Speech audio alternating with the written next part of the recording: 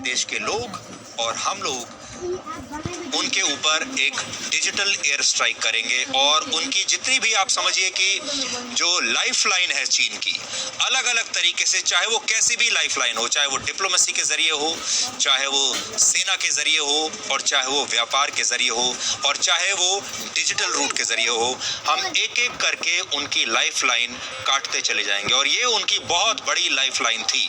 चीन सिर्फ सीमा पर ही नहीं बल्कि आपकी जिंदगी और आपके दिलो दिमाग पर भी इंटरनेट की मदद से लगातार अतिक्रमण कर रहा था। आप सब जानते हैं, अगर आप अपने घर में इस समय चारों तरफ नजर डालेंगे तो घर में आपका बहुत बड़ी संख्या में सामान ऐसा होगा जो चीन में बना हुआ सामान होगा, और उसमें सबसे बड़ी जो अहम भूमिका है वो आपके मोबाइल फोन की है।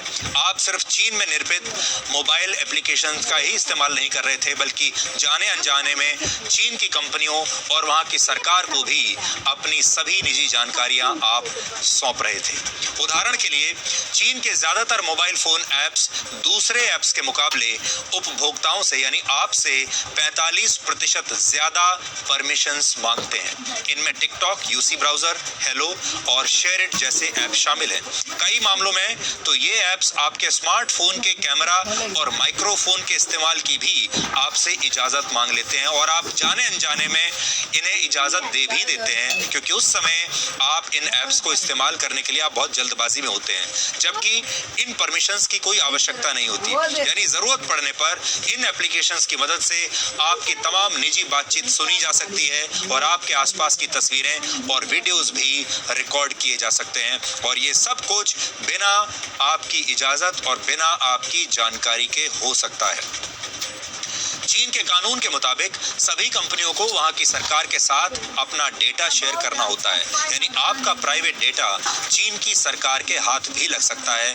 और जैसा कि हम डीएनए में आपको कई बार बता चुके हैं कि आने वाले समय में वही देश दुनिया का सबसे शक्तिशाली देश बनेगा जिसके पास सबसे ज्यादा डेटा होगा।